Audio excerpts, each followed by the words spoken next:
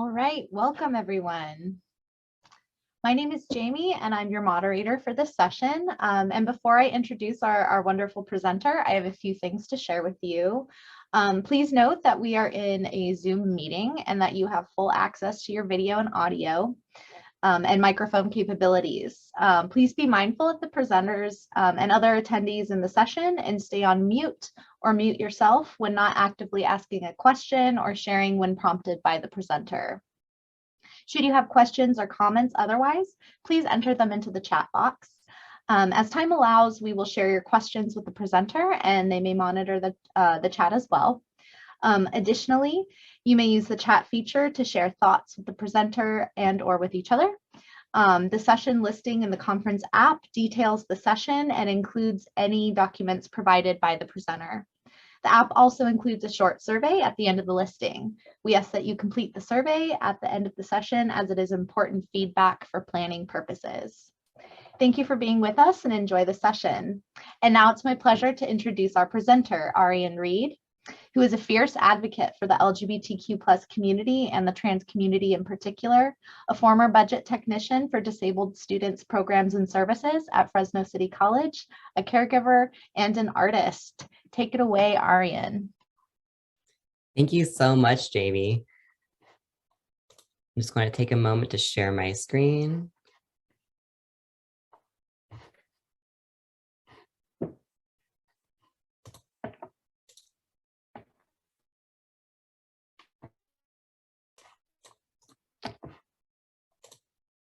All right, can everyone see my screen okay?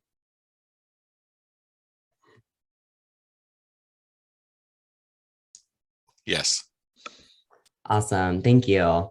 So welcome everyone to today's session, Affirming Facilities. So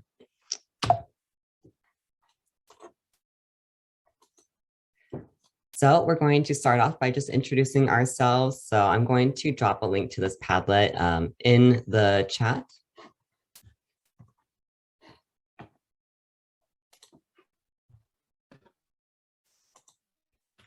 And so if you could all go in and just introduce yourselves.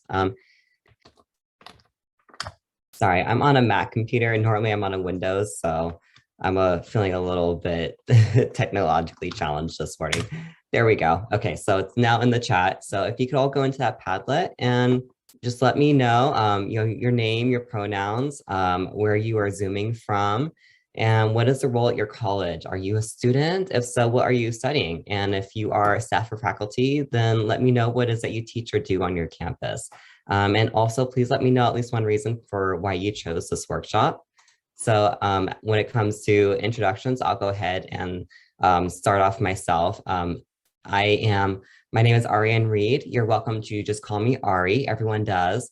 My pronouns are he and they. I am the president of the Allied Staff and Faculty Association at Fresno City College, which works to support LGBTQ students across campus. I have the pleasure of Zooming from beautiful land that rightfully belongs to the diverse and incredibly resilient people of the Yokuts, the Miwoks, and the Chukchansi. And the reason why I am giving this presentation is because, I'm sorry, let me share the Padlet so we can see everyone's responses. But the reason why I'm giving this presentation is because this is something that I've been working on for a few years. So I'm not exactly giving this presentation from a place of achievement and success and it's all done and over with and everything went smoothly. I'm giving this presentation from the perspective of someone who has been trying very hard to accomplish these things and will hopefully, achieve success in the long run. So it's more to help you all brainstorm for those of you who, don't have anything like this going on in your campus. This is, one way, some ways that I've been able to advocate for things. And I'm also hoping that many of you will also have success stories as well.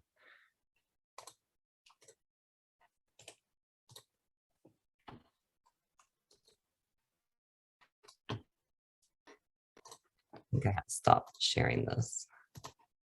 There we go.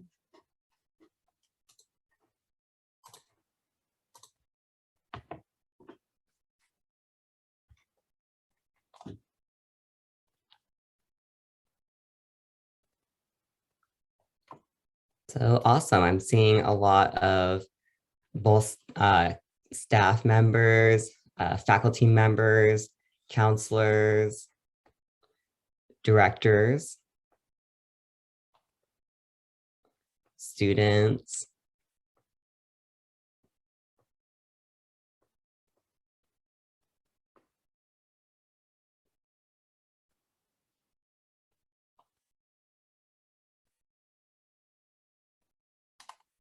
Great. So it sounds like a lot of you are here because you want to learn how to do this kind of advocacy on your own campuses. And also just figuring out how you can better support your LGBTQ students, which is why we're all here, right? That's why we came to this conference. So really glad to have you all here with us today. You're welcome to keep introducing yourselves. Just in the interest of time, I'm going to go ahead and move on. But thank you so much for introducing yourselves in the Padlet.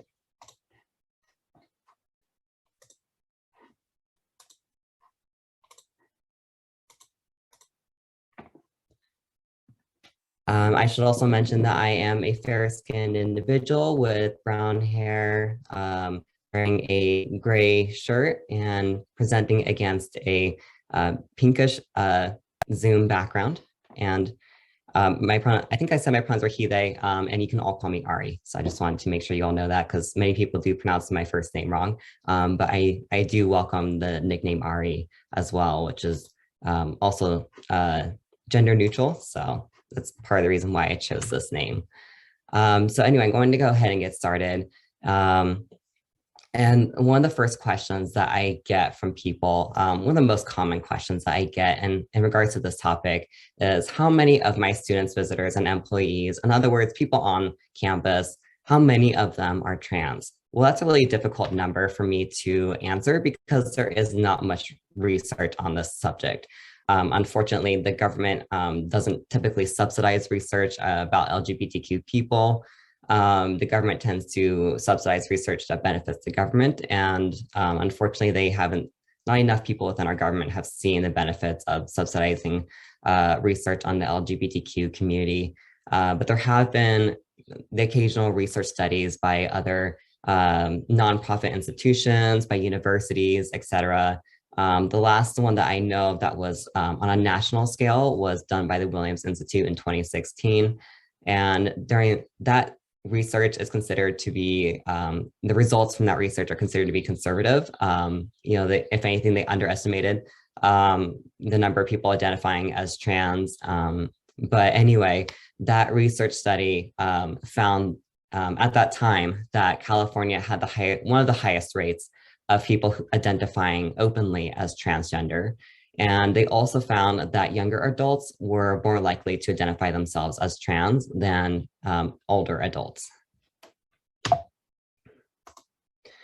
It also found that trans people, especially younger trans people, were far more likely to enroll in college, to attend college, and to also attend or attain a bachelor's degree or higher.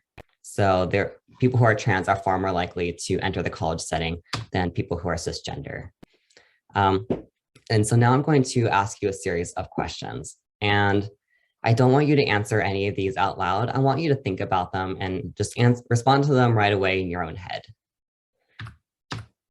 Do you have to think about which restroom to use when there's only male versus female options? When you enter a restroom, do you experience fear, for instance, of fear of harassment or of being forcibly removed from the restroom? Do you have to decide which name to use in social settings or versus official paperwork? Do you struggle to complete a form when it offers male versus female gender selections only? Are you often referred to by incorrect pronouns? For instance, are you often called ma'am instead of sir or vice versa? Are you unable to change in private changing rooms at your gym because you possess different sex organs than everyone else in the room? Do you have to wear tight, restrictive clothing under your clothes to prevent your body from expressing attributes of the wrong gender? Do you experience fear admitting your name because it doesn't match the gender expressed by your face or your voice or your body or clothing or your legal name? Have you ever been denied housing, lease contracts, loans, purchases, healthcare coverage, employment promotions, religious affiliations, or been refused medical care or psychiatric treatment by healthcare professionals on the basis of your gender? If you are able to say no to many or all of these things, that is a sign that you have cisgender privilege. And this privilege is not something to be ashamed of. It doesn't make you a bad person. It's not like you asked to have this kind of privilege. You just happen to have it as a way of, just because of how our society is set up and who it is designed to benefit and serve and who it is not. So it's important to keep in mind that privilege doesn't say anything about you personally. It does say a lot about our society in general, and it is also something to keep in mind because it's something that I'll go over a little bit later on, but it's something that you can use to better advocate for your students. And nothing, is more talked about, and probably, nothing is more important possibly than all gender restrooms. So let's talk about why these restrooms are so important. And in order to kickstart this conversation, I have a great video that was done by TED Talks, by TEDx Talks, only like maybe a few years ago, like maybe 3 or 4 years ago.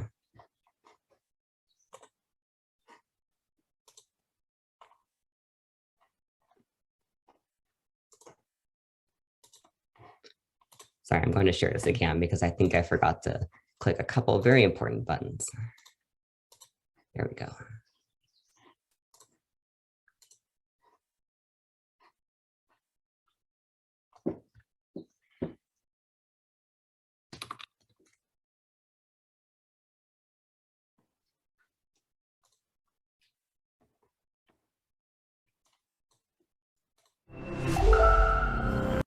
Can you all hear that sound and see this video?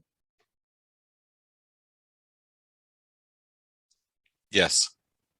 Awesome, thank you. There are a few things that all of us need. We all need air to breathe. We need clean water to drink. We need food to eat. We need shelter and love. Love is great too. And we all need a safe place to pee. Yeah? As a trans person who doesn't fit neatly into the gender binary, if I could change the world tomorrow to make it easier for me to navigate, the very first thing I would do is blink and create single-stall gender neutral bathrooms in all public places.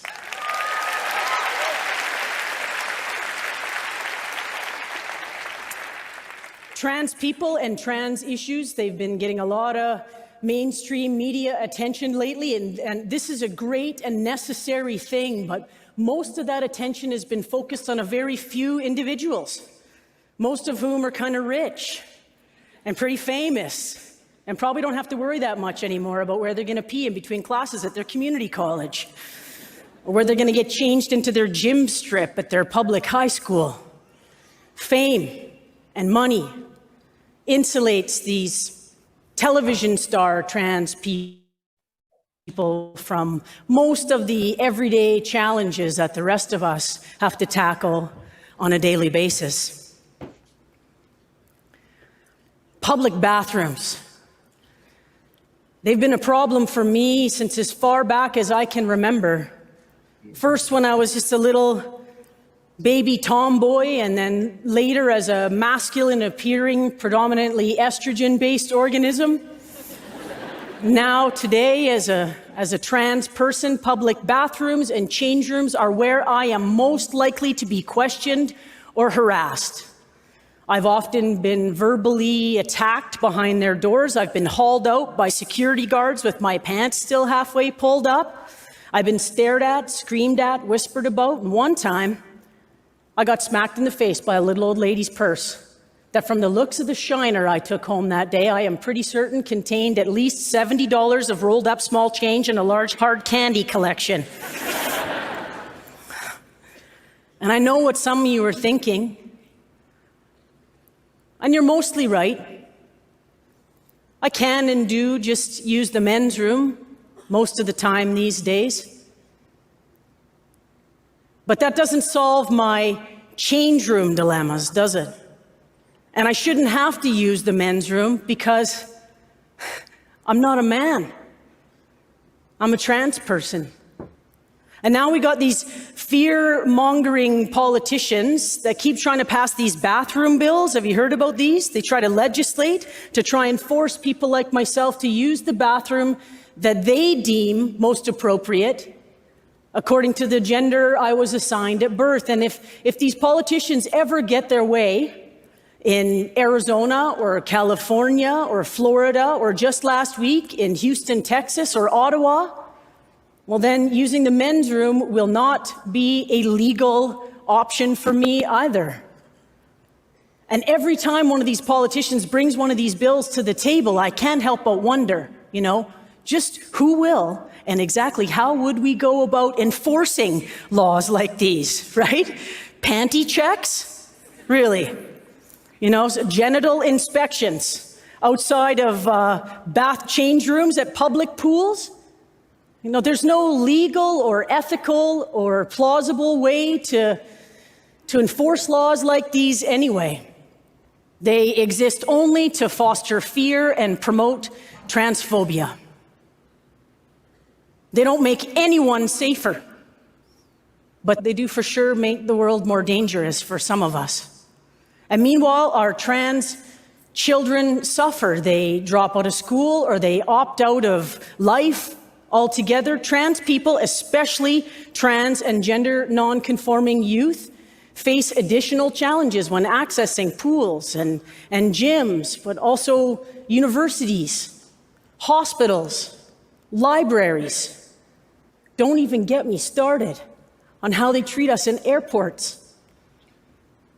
If we don't move now to make sure that these places are truly open and accessible to everyone, then we just need to get honest and quit calling them public places. We need to just admit that they are really only open for people who fit neatly into one of two gender boxes, which I do not. I never have. And this starts very early. I know a little girl, she's the daughter of a friend of mine. She's a self-identified tomboy. I'm talking about cowboy boots and Caterpillar yellow toy trucks and bug jars, the whole 9 yards. One time I asked her what her favorite color was. She told me camouflage. Yeah? So that awesome little kid, she came home from school last October from her half day of preschool with soggy pants on because the other kids at school were harassing her when she tried to use the girls' bathroom. And the teacher had already instructed her to stay out of the boys' bathroom. And she had drank 2 glasses of that red juice at the Halloween party. And I mean, who can resist that red juice, right? It's so good. And she couldn't hold her pee any longer. Her and her classmates were 4 years old. They already felt empowered enough to police her use of the so-called public bathrooms. She was 4 years old. She had already been taught the brutal lesson that there was no bathroom door at preschool with a sign on it that welcomed people like her. She'd already learned that bathrooms were going to be a problem. And that problem started with her and was hers alone. So my friend asked me to talk to her little daughter, and I did. I wanted to tell her that me and her mom were going to march on down and talk to that school and the problem was going to go away, but I knew that wasn't true. I wanted to tell her that it was all going to get better when she got older, but I couldn't.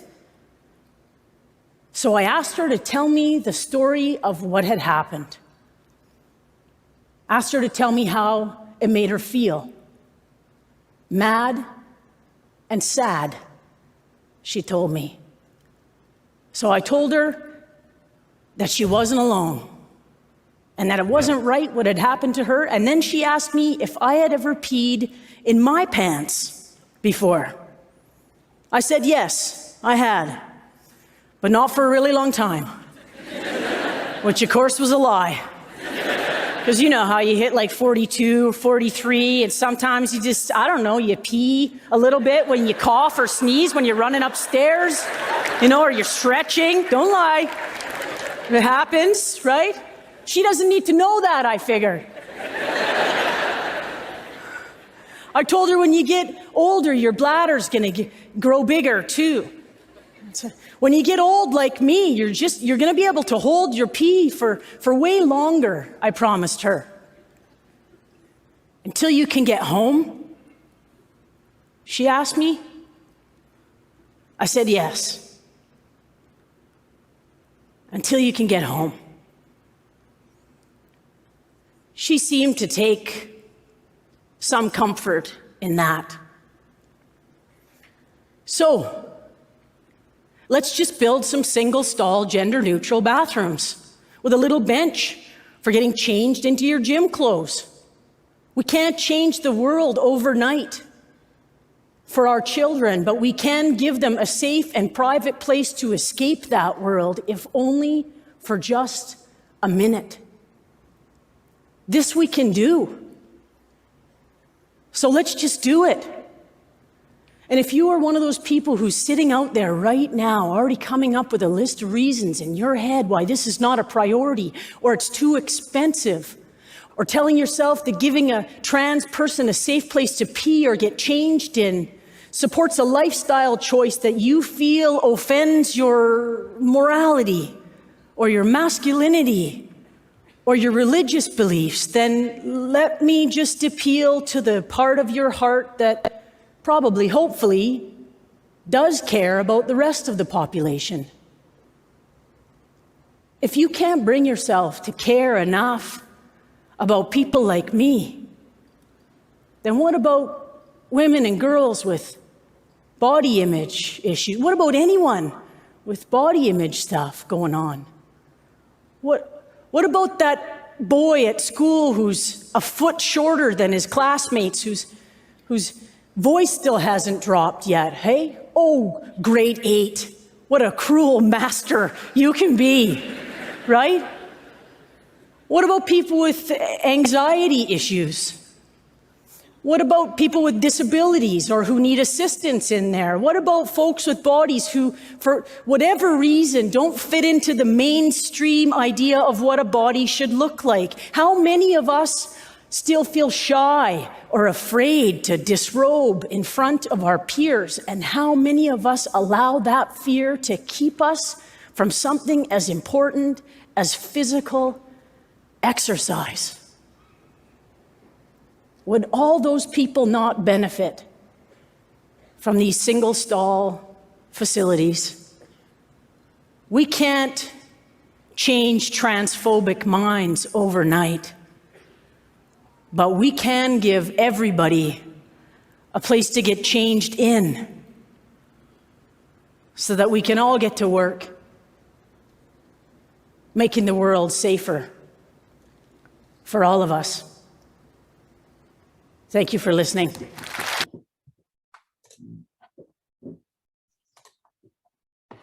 Any thoughts about the video?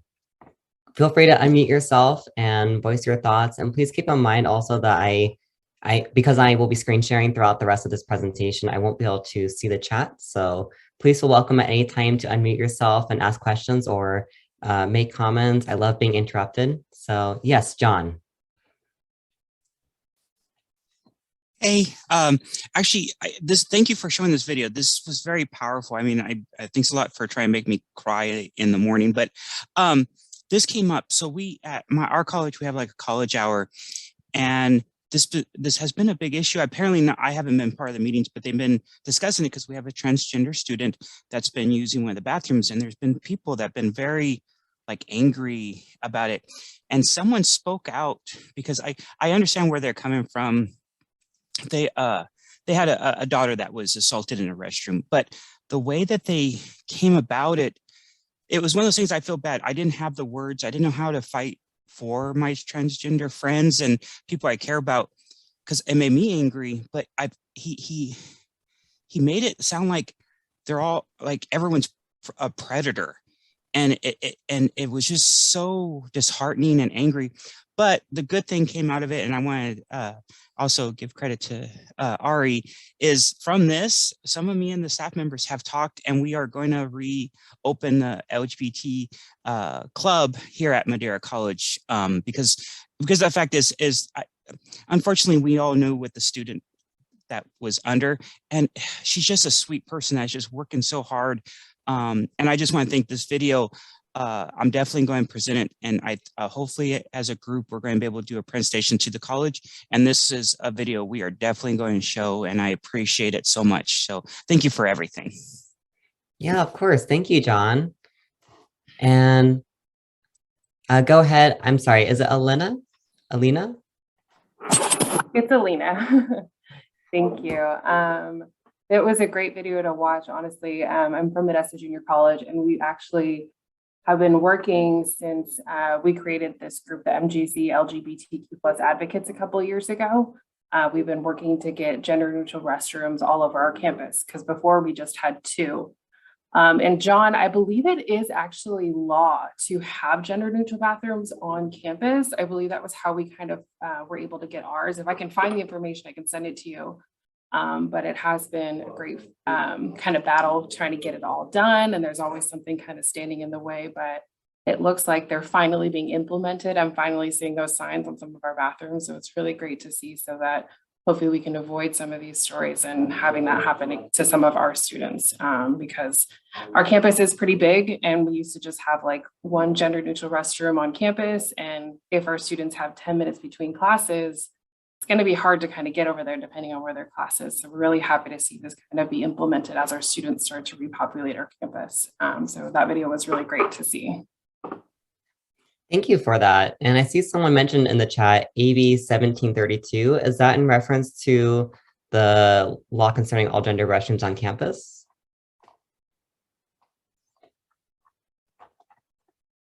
That same person said yes. So awesome. Thank you for providing that for us. And there's also some links in there as well in the chat. So thank you everyone for providing that information, because I myself was also trying to look up what the laws were about this, because our college kept telling me that we have enough all gender restrooms, technically we're legally compliant. But that's really, not the case in real life. We only have 6 all gender restrooms, and a couple of them are in the same building. So out of our 42 buildings, it's really only like about 4 buildings on our campus out of 42 that have a restroom for students to use, which is very concerning, because that means some students are walking 5 or 10 minutes to use a restroom, while other students only have to walk for maybe 30 seconds to find one. But thank you for mentioning that, and thank you everyone for posting the resources of in the chat, because like I said, I'm not presenting from a place as an expert or as someone who's been very successful. This is hopefully going to be more of a discussion between all of us. And I also see that Morgan, you have your hand up.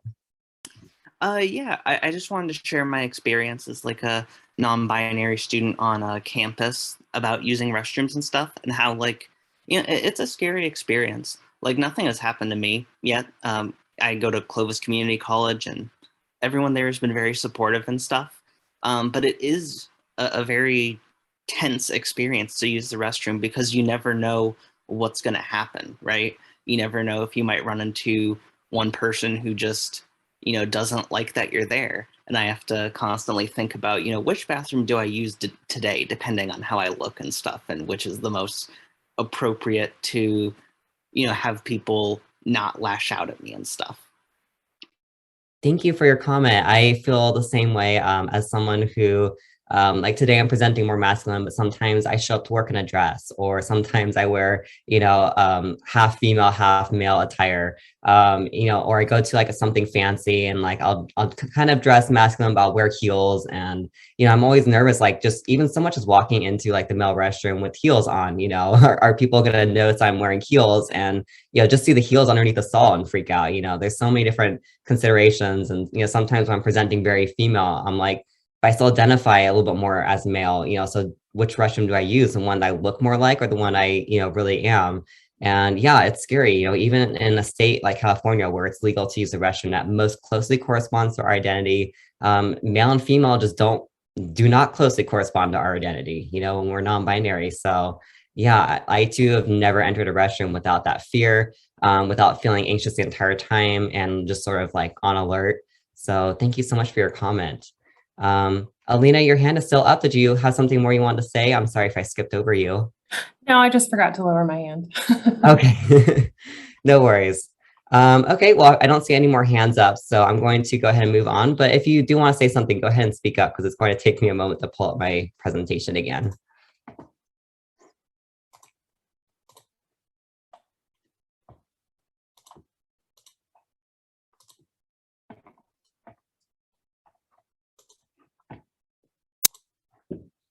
So I also want to mention that, a lot of what we heard in that video and from actual students in our room just now, that this is a serious issue and it affects, people as young as 4 years old, as they said in that video. And, it affects, a lot of people. So for instance, Trevor Project, which if you're not familiar with them, is a nonprofit suicide hotline specifically for LGBTQ youth in the United States. And every year they survey thousands of LGBTQ youth between the ages of, I believe, 13 to 24. And they issue a report on their findings. And every year, more or less 60% of the respondents say that they have been prevented from using restrooms in their school that closely correspond with their gender identity. In other words, they tried to use a restroom, someone said no, didn't offer them any other restroom, they had nowhere to go. And according to the US Transgender Survey, which, as I said before, is kind of an old survey, there's just not very much frequent research, especially on a national basis. But according to that survey, every year, some trans people are denied access to restrooms. Trans people of all ages, not just youth, are denied access to public restrooms, are attacked in restrooms. And every year, about 2/3 of us report that we avoided using public restrooms because of how scared we were of experiencing harassment or other kinds of discrimination in the restroom. And every year, at least 1/3 of us also report having limited our eating and drinking throughout the year in order to avoid needing to use a restroom. And as a result of this, almost 8% of a little bit over 8% of trans people reported developing urinary tract infections as a result of avoiding restrooms. And it's important to note that this affects trans people of color so much more than just trans people who are white. So for instance, trans people who are Native American experience this kind of discrimination more than twice the rates of trans people who are white.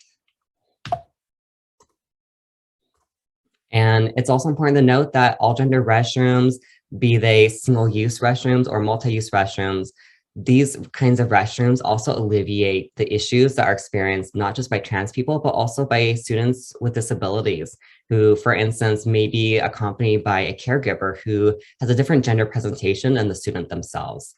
So for instance, at a nearby university, Fresno State, they had been having a situation for a while where they had a student who the student with disabilities identified as male, but the caregiver identified as female. And the caregiver was terrified of entering the male restroom and just felt that she just could not bring herself to go in there, even for the sake of the student that she was accompanying. So she kept bringing the student into a female restroom and making him use a female restroom because they just didn't have all gender restrooms for for that pair. So unfortunately, this is an issue that's not just faced by the trans community. It's also important to remember that this is an issue faced by many other communities as well, especially people with disabilities. So when a lot of very common questions that people ask me, I'm sorry, I have a lot of speech impediments that I've spent my entire life trying to overcome through speech therapy, and I'm almost there. But one of the most common questions that people ask me in regards to all gender restrooms is how many should they have? The law, as far as I know, but I only just learned specifically which law that is because my college literally would not tell me what the law was. They kept telling me that they thought that they were legally compliant, but also refused to actually disclose which law that they were referring to. And I had trouble doing that research on my own and actually finding that law. But the law, as far as according to what they have told me, does not require very many. And unfortunately, trans people are everywhere. You know, there's so many more of us every day than there are, you know, previously, because everywhere it's becoming more, you know, safer, culturally speaking, to come out. And there's just, you know, some more and more of us are coming out to ourselves and to others. And so anyway, it's important to keep in mind that there's going to be trans students inside every building. So I recommend at least one restroom per building, if not all restrooms. I personally don't understand why restrooms were ever segregated on the basis of race and why they're still being segregated on the basis of gender. I think every restroom should be that is accessible to people of all genders, all abilities, all sizes, all identities, all appearances. You know, every human being should be able to just walk into the room and use the toilet. That is how all restrooms should be designed. But I understand that for many colleges, there's going to be a lot of pushback against, you know, converting every restroom, especially in regards to the finances that will take to, you know, to put out the expenditures that will be necessary to make that happen. You know, that's going to be a massive project. I think that should be our goal eventually, is to reach that. In the meantime, you know, it's really important to focus also on making sure there's at least one restroom per building, so that trans students, you know, who come out of class, they have a place to use the restroom. You know, seeing other people using a restroom in that building, and then knowing that you yourself have to walk to a building, the next building, or maybe even a building like 4 buildings over to find a restroom for you. It just puts off a really strong, like, second-class citizen vibe that we really want to avoid, making our students have to feel. So I would say at least one restroom per building. And as to where that restroom should be located within that building, I would recommend the first floor. I would recommend a bathroom that has electronic accessible door access. In other words, you push a button or wave your hand and the door just automatically opens, for the sake of people who are in walkers and wheelchairs, etc.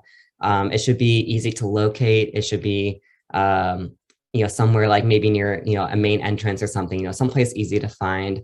And also it should have proper signage. So it should not be hidden away behind staff only areas, you know, way behind a bunch of cubicles, where a student would never feel comfortable going. And it shouldn't have, you know, a female sign on it or something that makes it, you know, seem like it's not an all gender restroom. It should have very clear and proper signage. In those restrooms, we should also clearly define and display our restroom policies, if we have any specific restroom policies on our campus.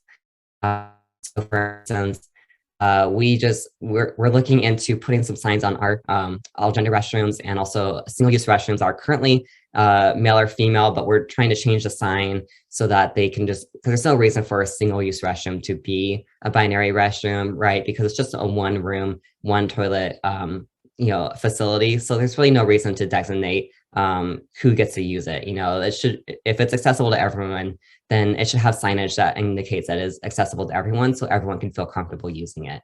So we are in the process of choosing signs, and the signs that we are going with are ones that already say on them things like our restrooms are for all genders, and things like that. So that way the sign not only delineates, you know, not only does it have, you know, the male, female, transgender, and then person in the wheelchair symbols on it, but it also has this statement in smaller print underneath, so that, like, our policies are already, you know, stated right there on the door. So people walking into the room, you know, if they happen to see someone of a different gender in that room walking out or something, you know, they don't feel like they have a right to be a person, you know, because our policy is already stated right there on the door. Also, campus maps should display all gender restrooms. So if you do display, you know, restrooms on your campus map, or things of similar nature, then it's really important to also include this as well. And if your campus map is just, like ours is kind of big, there's a lot of buildings, there's a lot of information, so we don't really have a whole lot of information about specific things on our campus map. We just sort of say, here's a student parking lots, and here's buildings number this through this. So we also have a separate map specifically for all gender restrooms that is, a map of the campus, and then it points out the location of all the all gender restrooms as accurately as possible, and delineating which floor that they are on.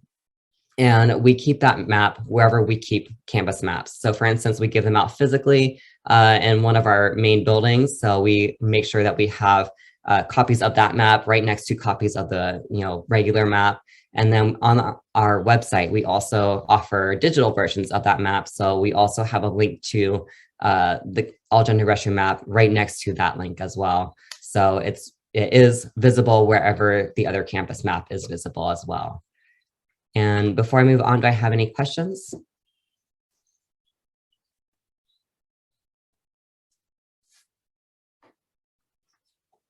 All right, hearing none. I want to mention that also that binary restrooms should have directions to the nearest gender inclusive restroom. This is standard practice, and the wording is something that we have to be pretty careful of. Because for instance, if you see a sign like this, it just says women, and then you just have a sign next to it that says the nearest all gender restroom can be found on the first floor of this building next to the elevators. If you just say that, then it kind of sounds like, as a trans person myself, if I was to see that language, I would think that you are trying to indicate that anyone who may not be a cisgender woman should go use that other restroom, if you get what I mean. So I like to say, even though it's a little bit more wordy, I like to put a sign that says, although this is a binary restroom, the nearest all gender restroom can be found on the first floor of this building next to the elevators, because that beginning part of that phrase, although this is a binary restroom, indicates that we are knowledgeable of the fact that this restroom is going to be uncomfortable for people who are non-binary, or for people who have experienced harassment in binary restrooms. It just indicates that level of understanding of the LGBTQ community, and then offers that information. Whereas like the earlier statement, just saying things like the nearest all gender restroom can be found over there, kind of makes it sound like, if you're not, if you are LGBTQ, you don't get to use this, you should go over there. You know what I mean? So it's just important, even if it's a little bit more wordy, it's important to make sure that we are very mindful of how we phrase things as well, when we display things like even just these kinds of directions. Do I have any questions about restrooms before I move on to the next topic? Okay, so just in case you didn't see, I held up a little sign, but you got 15 minutes, Ari. Okay, thank you. Okay, so I'm going to move pretty quickly so I can get through the rest of the presentation and have time for questions. Okay, so AB 367 is a very new bill that you may have seen going through, which is requiring that colleges provide menstrual products on campus. But it's important to keep in mind when it comes to menstrual products that, as this image on the left-hand side says, not all women menstruate and not all people who menstruate are women. So it's important to remember that not everyone who has a uterus identifies as women, and therefore menstrual products should not be dispensed only in women's spaces. It should be dispensed in areas that are inclusive of all people and accessible to all people. So for instance, on our campus, we are dispensing the menstrual products in a nurse's office waiting room because that's an area where everyone of all genders can feel comfortable walking into that room. We also have another one at the other end of the campus in our cafeteria. Again, a place where tons of people are of all genders. Also, showering and changing facilities in the gym should be private. So for instance, on our campus, we unfortunately have a gym that is basically just a giant warehouse that's just open, and there's no partitions, no curtains, no nothing. So if you're just walking in there to grab your water bottle out of your locker, you can see people changing, people showering. It's very, very not private at all. And so we have a lot of work to do to really bring that into the 21st century. So anyway, when it comes to providing facilities that are inclusive of trans people, it's important to make sure that they are that you have a single-use all-gender option. And because that option also sometimes can lead to trans people, you basically have to like out yourself in order to use that room, because when you walk into that room instead of the male versus female rooms, and people see you walking in and out of that room specifically, and choosing that room over the other rooms, it kind of like outs you as someone who's not comfortable using male or female facilities, and therefore someone who might be trans, and therefore someone who they can bully. So I would prefer in a completely inclusive world, every gym facility would be all gender. It would be a single use, all gender facility, and there would just be like a whole bunch of them down the corridor, instead of just having like one massive like warehouse where everyone is expected to do this together. I think we're all more comfortable if we have a place to privately change by ourselves. But I also understand that this is going to be something that requires a lot of construction, a lot of money, and a lot of there's going to be a lot of barriers to making that happen. So while we work toward that, it's also important right now in the short term to make sure that there's at least like an all gender option, and also to make sure that there are privacy curtains in the gym where people are changing or where people are showering, so that people who are just there just to grab their water out their locker aren't seeing anyone else doing any of those things. The people who are doing those things are not seeing each other. And it's important to keep in mind that this benefits not just people who are trans, but all body types, people who have disabilities, people who are skinnier or fat or more fat than other people, people who have unique body types, people who are underage. For instance, if you have kids coming in the shower and change at the same time as adults, it's really not appropriate for them to see each other. So this really benefits all kinds of people. And by law, employers are also required to provide clean and private spaces other than a restroom for lactating parents. And so it's important to keep in mind that not everyone who is lactating identifies as a woman. And so there should be separate lactation spaces specifically for trans men, so that we have a space just for men who are lactating, and then a space for women who are lactating. And it's important that women's lactation spaces have some sort of signage and signaling inclusivity in that area, because it's important to keep in mind that trans women also lactate if they take the hormones that induce lactation. For trans people, personal safety is also a huge concern, because about a third of us are threatened or harmed before the age of 24 as a direct result of homophobia or transphobia. And this is so much worse for people of color who are also transgender. These rates are almost twice as much for people living at that intersection. And according to the latest U.S. transgender survey, which is a few years old, almost half of all transgender people of all races are sexually assaulted, and and unfortunately, sexual assault affects trans people of color, so much more than just trans people who are white. And each year, dozens of trans people are being murdered as a direct result of transphobia, especially trans women of color. And so with that in mind, it's really important that our campuses have proper lighting, that we have emergency use phones that are also in well-lit areas, so that we have a way of connecting with emergency personnel.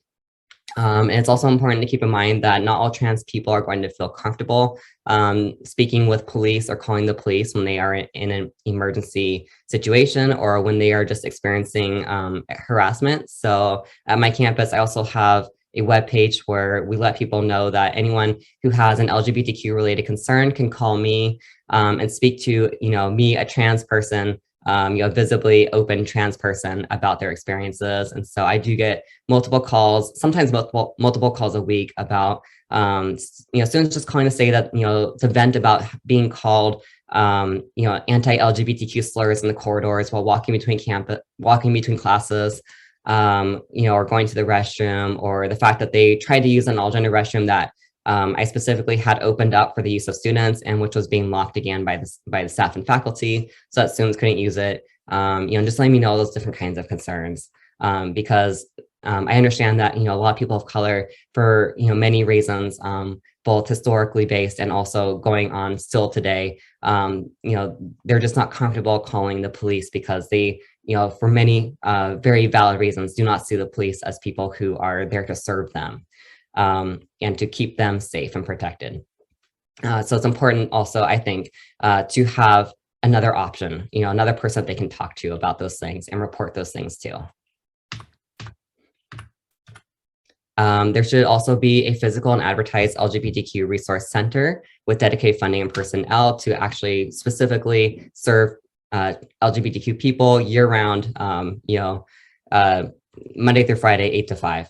And there should, be clearly displayed harassment policies on campus, and the campus should also consider displaying the pride flag. We recently flew the pride flag last year, and it had a wonderful rippling impact across our community. Other places started raising the pride flag, like the city of Fresno raised the flag, and then other colleges started raising the flag, and it just made our LGBTQ community just feel so much safer and more vocal. More trans people started coming out to other people after that. It just really had a transformative impact on our community, just something as simple as just raising that flag during the month of June. So when we ask for these changes, there's a few different ways that we can go about trying to advocate for these changes. The first way is we can just ask people to make these changes. So for instance, I recently I asked for the menstrual supplies to be provided, not just in a female restroom, but somewhere else where other people of all genders can access them. And they just instantly made that switch. I also, for our all gender restrooms and for private gym facilities, I submitted an actual proposal because I knew that asking was not going to be enough. That's a big enough change. It's going to require a lot of money. There's going to be a lot of pushback from other people. There has been a lot of pushback, both from administrators and also from faculty. Those have been my sources of the most pushback. And then if the proposal doesn't go through, or students, if it's really urgent, or you feel that the college is just not, no one's listening to you, when you asked and they ignored your proposal, things are not happening, students are having issues now, and changes need to happen now, you can also consider pursuing a lawsuit on the basis of the school being discriminatory and refusing to provide services specifically to people of underprivileged genders. I also have a format here, and you will receive copies of these slides. So I'm going to just kind of skip through these really quickly so I can answer people's questions, because you can come back and look through these formats on how to draft your own restroom proposal. I also have copies of these proposals included as handouts. And so it's just important to keep in mind, your proposal should be researched, it should be persuasive, it should be specific, and you should also seek support from your administration. In other words, people should be willing to publicly support your proposal so that it's more likely to be accepted by your college and to be acted upon. And so I have some tips here for how to research, how to be persuasive. So please make sure you read the handouts, including copies of this PowerPoint, because I've got some links here also for you all. And so some of the more common questions I get is, do I need to be trans to advocate for this? And my answer is no, you absolutely do not need to be trans. In fact, it's even maybe better if you're not, because people who are cisgender and who are allies to people who are trans are more likely to be listened to, are usually better heard, and are seen as having as not having a self-interest bias, which trans people are seen as having when we try to advocate for these things on our own behalf. So it's actually more effective when cisgender people advocate for these changes than when trans people do it. And trans people shouldn't have to bear the burden of always being the one to advocate for these things. When you know that we need these things, we need you to support us and to have our back and to push for these things on our behalf, and to use your privilege for, to enact that kind of change. Another question I often get is, how can I help ensure my proposal is actually acted upon and accepted? So all I can really say is you need to just keep following up, just emailing them every week, calling them every week, asking them to sit down and have a meeting with you, threatening to, go public, or even just go public, and just let the newspapers know, talk to reporters and get some publicity around this, to kind of really push them in that direction. Some people are more, care more about their appearances than anything else. And so sometimes going that route is more persuasive and more effective. And it's really important to just never give up. As they say, the squeaky wheel gets the grease. So if you just never stop squeaking, eventually you'll get some grease. And also it can be helpful if you put an LGBTQ resolution at your campus, which is basically an official statement affirmed by your college stating that they specifically support their LGBTQ students. And then you can point to that and say, hey, you say you support your students. So here's how you can make your put your money where your mouth is and make your actions match your words. So if you have any questions, you are welcome to reach me at this email. And I'm going to pause here and ask for any questions or comments.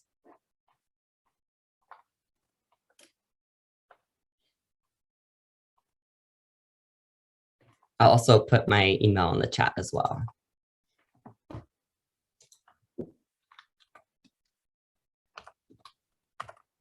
So we do have about 2 minutes if folks have questions for Ari. I see some hands. Go ahead, Morgan.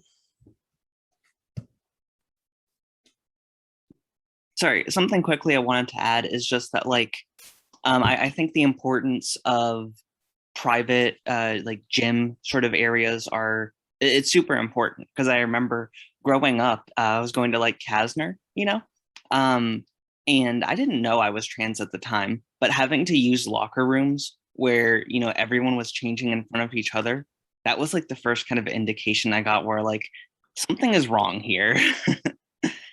So I don't know. I just wanted to share my experience on that. Thank you so much, Morgan. And Jenner, go ahead. Well, great presentation, Ari. And, a lot of people on here are allies, and that's what we need. We got our gender restrooms.